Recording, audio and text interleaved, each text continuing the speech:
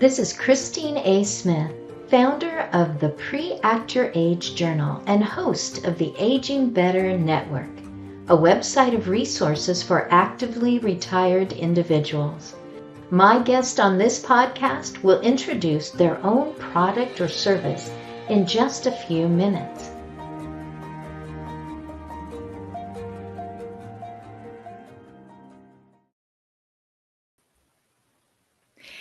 It's 2022 and I just started using my new independent planner. I want to thank Independent Planner for making this podcast possible.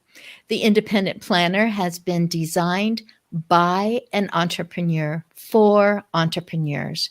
You can order your independent planner at independent-planner.com. Hey, I'm glad you're here. It is good to be here. Great. And we've already talked about your background that's behind you. I've got some teacups. Some of them belonged to my mother's mother that I saw up on the shelf we weren't supposed to touch, right? And I've kept them hidden away in a hutch. Nobody dares open the door and they are out. And your background has significance also.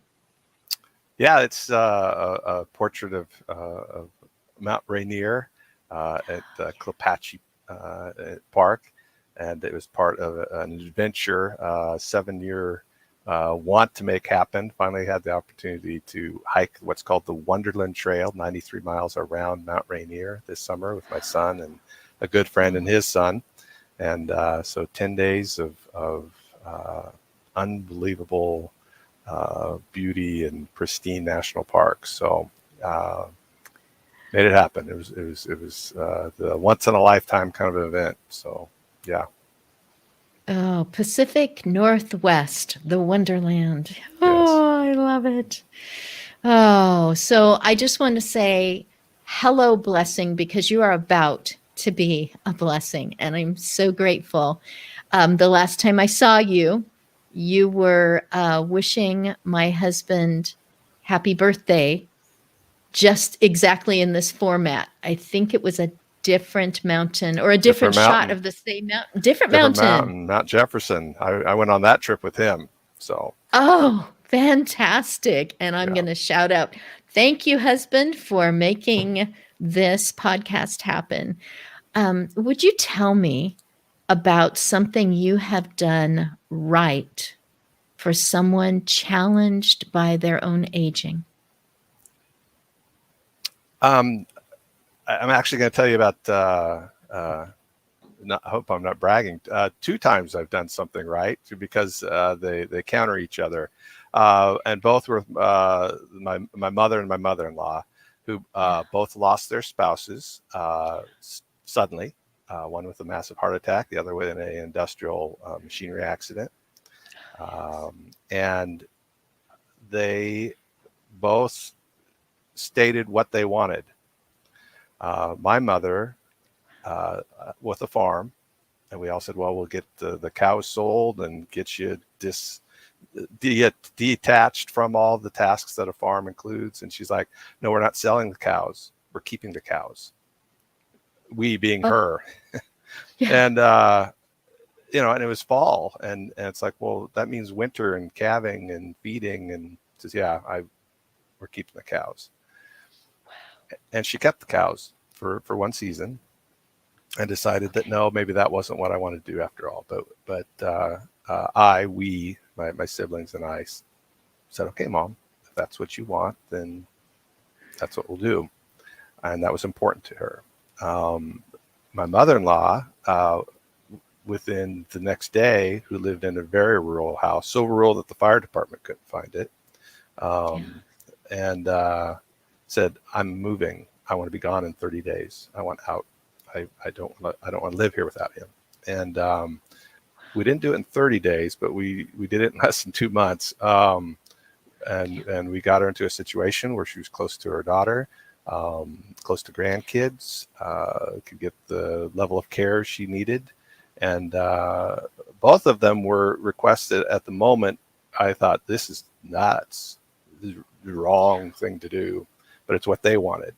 And to allow them to decide for themselves, because it wasn't dangerous, it wasn't, outlandish, it wasn't a waste of resources. It was just outside of what I wanted, and that was the right decision by everyone. It wasn't just me. It was two sets of families that made the decision, but it worked out very, very well for both of them. You're a good son. Try. Good mom. Got good moms, great moms. So makes it easier, I guess. Maybe, I don't know. Perfect. Could you also describe how you felt when you faced an aging crisis for which you were unprepared? Yeah. Again, a parent who was having mobility issues, ended up with some toes amputated, and some ability to get around was diminished significantly, and just wasn't really prepared with someone who's super active, on the go all the time, to all of a sudden really needing help and a walker and a permanent change. Yeah, how do you I don't know what to say. I don't know what to do. I don't know what resources are needed. And just to kind of muddle through that and feel a certain level of helplessness. And you don't prepare, right? I mean, because what are you preparing for? There's so many things that can go wrong in life. And just to muddle through it again, a lot of structure, a family structure that allowed success in those things. But I was not prepared to know what to do or how to act, or so. I was listening to someone who echoed what you just said. She says, I'm capable. I've taken care, the kids and my business and my parent who took care of me. And my feeling is, why don't I know? Why can't I fix? Why is this, yep, I know what to do. I put this in and this takes care of it. Yeah. It's helpless. Mm-hmm. You have been telling me things that are common to a lot of different people. And I would like to give you an opportunity now to ask me any question at all related to aging. I'm 61. Anything else?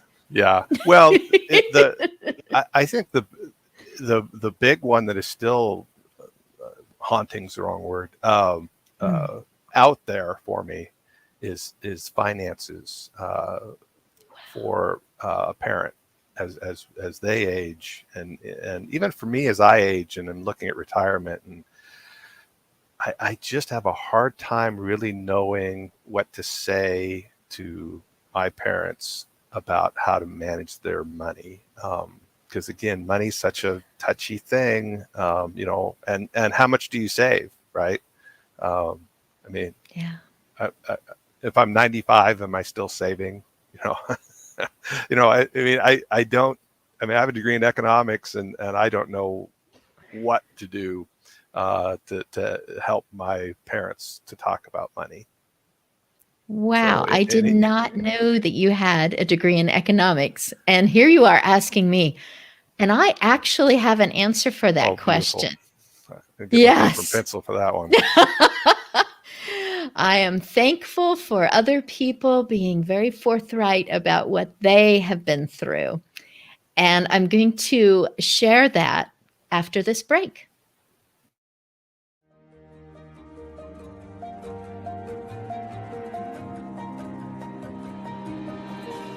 The Pre-Act Your Age Journal guides you to pre-plan for the emotional and relational impacts of growing older. Practice navigating one aspect of aging at a time with Pre-Act Your Age. While your mind is clear, your emotions are calm, and your relationships are deep.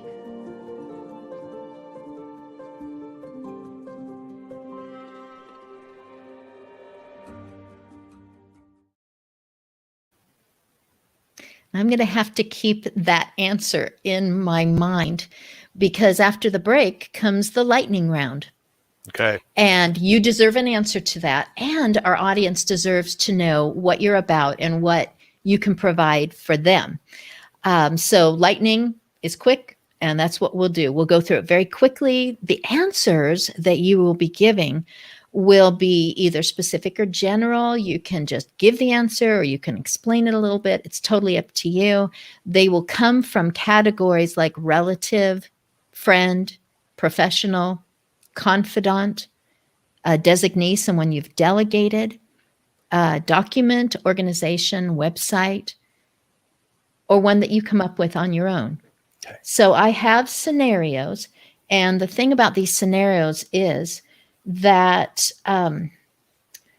in those scenarios, you are either unable or you're unavailable to make the decision for yourself. So that's why you have those categories to lean on. So I have numbers 1 through 7 available in scenarios. Go ahead and choose a number. 3. Great. People around you go on talking normally and you want to add to the conversation, but your mind and your mouth seem to be disconnecting, even though you are still conscious and your hands can move.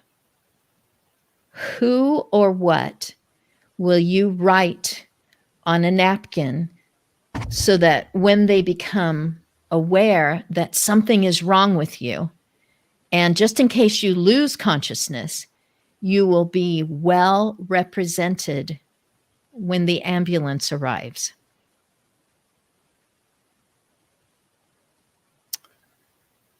Wow. Well, I'm going to make an assumption here, throw that out there, that my wife is in the room. And I would on the napkin write her name and then 911. And because, she would, I think, quickly, she's one of these astute people that sees beyond what's going on pretty well. So that she would see there was an issue and would also, trust implicitly with any decision making. I have had some medical issues in my history, and she made a lot of great decisions on my behalf. So opiates aren't really good for the decision making, although they are very good for pain. And so in those situations, she had to decide a lot of things for my health. So. Oh, you gave us a double answer.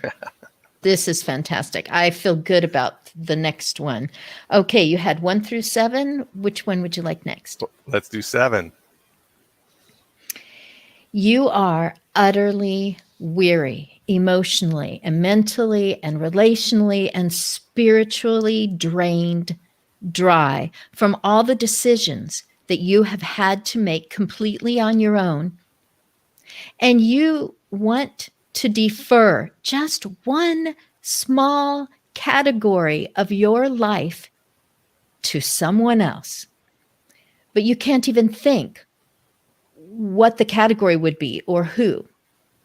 Is there one resource or individual that you would trust to understand how you're feeling right now and just make a decision for you?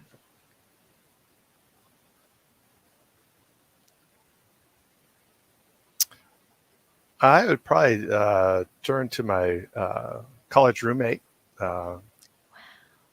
He was my best man, and he's just really good at saying what's there. He won't pull any punches with me, and has a good mind. Can trust him pretty implicitly. Wouldn't have to worry too much. But I think I could turn to him and put that. He has broad shoulders. I can put on him and he'd help me out. Wow, it sounds like he's got willing ears, and you really cued in on that you're making these decisions and you have been completely on your own. So you can't just say, oh, well, my family will all be around me. Yeah. Not always, not No. necessarily. Yeah. That was great. Do you feel like that's enough or do you want one more? Your show. It's your show. You tell me. Oh, I get to, okay, choose a number. Let's go to 1. Let's go to the other end. Okay. You are starting to think that you have been scammed or conned or whatever people call it nowadays. To whom or to what do you give access to your private information, finances, official papers, devices, social media accounts to see if they've been compromised? And of course, help you to make a decision about what you find out. Yeah, that's that. Okay, there's an easy one for me too. Is a former IT director at our work who's moved on. He's now a retirement counselor. I have trusted him with some of my computer stuff before, and he was a hacker in his youth, so he was very, very good at that kind of stuff, but has moved on in life. But yeah, is very good at that and can find and solve those type of issues. I can put in a plug for AARP. They had a whole article on a guy who was shutting down people who were scamming elderly people. That was what they were trained to do. And he was moving in and turning off things in their rooms on the other side of the planet. And they kept saying, you aren't supposed to do this. This is wrong, what this person was doing. And we will never tell you who it was. And we're so proud of him. So it was right there in print. Yep. So I'm not divulging anything. And so I am so glad that you have that person in your life, Yes. and that you were like, oh, that's an easy one. Yep. So that's awesome. Okay. I didn't prepare you in advance for those scenarios, although it sounded like I did. And I was not prepared in advance for your question. I will finish formulating in my mind your question about, I believe it was speaking with your parents about finances and how exactly they should be handled. And you said something about being 95. Should you still be putting away money for savings? And I will finish that in my mind. If you would take a moment to recall how someone that you knew pre-acted their age. And by that, I mean, they wrote something or they talked about or they took action in advance of those crises or those challenges that we typically think of as aging problems. So if you could describe how they handled that when it wasn't even an issue yet. Well, the individual actually shared a book with me. So I know they read it, and it really helped me. Being Mortal is the name of it.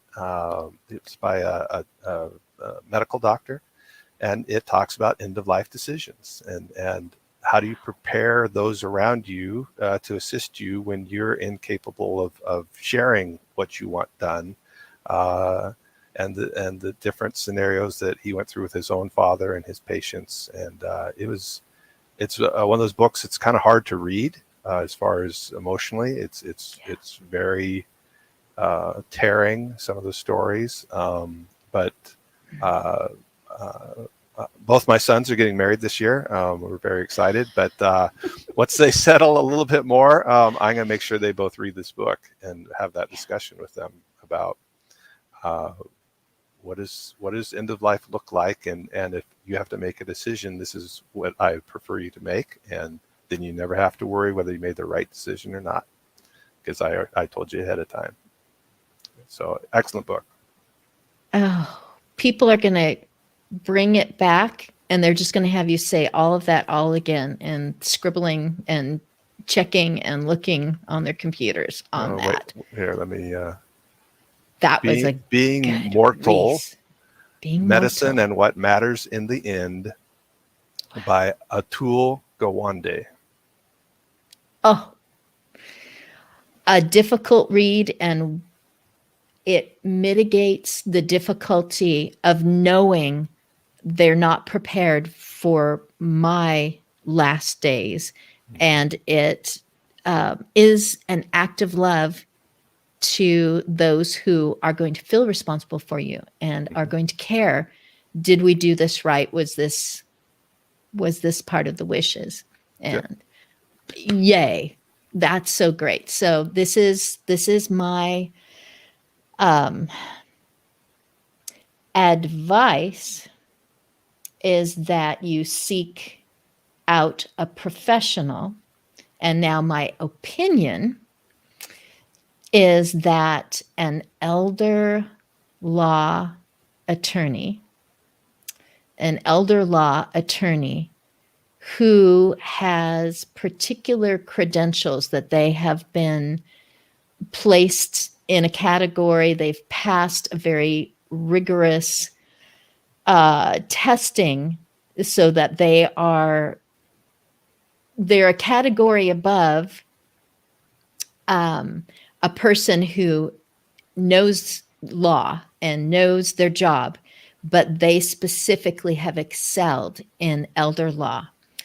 And I will tell you that a person has told me this story a number of times when their spouse was declining, and a person almost came out into the hallway, almost whispering, almost an afterthought, and said, "You need an elder law attorney." And this person was like, I've never heard of that, and they're just in the emotions of the moment. And they still talk about it decades later, that this person, the money that was invested in listening to that person, they were neutral, they were well informed, they were completely your advocate, and they gave exact details. You need to, and then make sure, and then do this, and we're going to meet again next week, we're going to do this next part. And that small amount of money compared to all the money that goes down the drain and has problems, they would also be able to talk to you about durable power of attorney and things like that. They would have all those questions. They'd have all the questions that you don't even know that you're supposed to ask.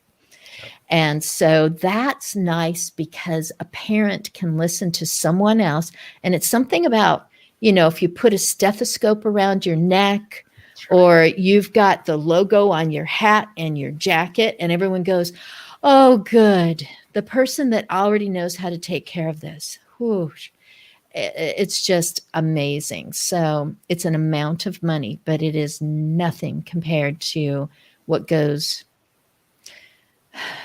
crooked when things are crumbling, or things seem to be set, but they're not, because a law has changed. And your state is different than the state that you've been getting advice from your best friend, but their state does things differently. So my advice is, get professional opinions and help and direction. And my opinion is that that's the way to go. And I've heard it from people who are retired from being elder law attorneys, from people who are currently they have the background to help steer people through this age, after retirement, and also from people who have really benefited. So thanks for asking that question. Yeah. It is all yours. This is finally what the audience was thinking. Who is this person, and what do they have that is going to be of interest to me? So it's all yours. So I'm Wayne Fanno. I actually wear two hats. I work for the state of Oregon and manage a program called the National Career Readiness Certificate.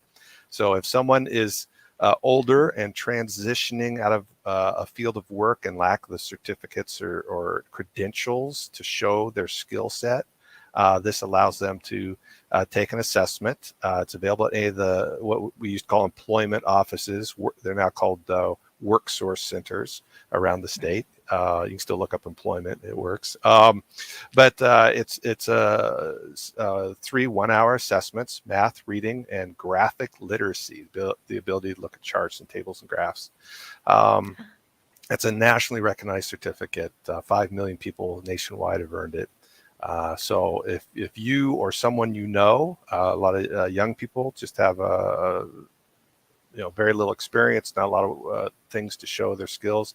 But in our current economy, we have a lot of people changing occupations and fields of work. And so they may be moving out of an area where they had certificates or credentials. And this is a nice portable certificate. So you can check at the Office of Workforce Investments with the state of Oregon and look at that, or the employment office. Stop at the local employment office and take that assessment. So that's my day job per se. I'm also the founder and executive director of EdVocation. You can find us at edvocation.org. You can email me at wayne@edvocation.org. And what we do is we help people who have left the educational system without a high school diploma, and we align them with what they want to do for work, and align the classes they would take and would be delivered to them virtually that match. So if someone wants to be a welder, their reading is technical manuals. Their history is about metallurgy and the steel industry in the United States. Their math is related to the industry, so that it makes sense. That's what they want. Gets them their high school diploma, and part of the agreement with the work, we'd have them working in that industry, and would allow them to set a pathway with a trajectory that would lead to whatever the terminal certificate or advancement would be within that field. So we want to take people who are stepping out of school because they're bored or just don't like school, but have the skills to go much farther to get them where they want to be. So again, as you have sons, daughters, grandkids, nieces, nephews, next door neighbors that are in that situation, we'd be excited to get them to where they want to be. Who wouldn't want to be knowledgeable at what they're doing and respected for knowing more than this one project, to be able to speak to the whole situation and to feel like I'm an expert in my field? Because as people are changing toward things, they're having to be told, but you're an expert at that. Yeah. I am. And so Edvocation is going to give them a head start going, I already know what I'm an expert in. I can give you all the information. This is so great. I am so grateful to you. I think people are already switching back and listening to this again to make sure they've got all this information. So many categories that we've touched on. Thank you so much. Thank you for doing this. Appreciate your work.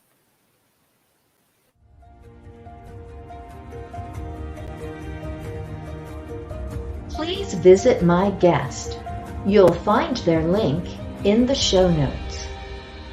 I'm glad you listened in on our conversation as we both navigated one aspect of aging at a time on this Pre-Act Your Age podcast.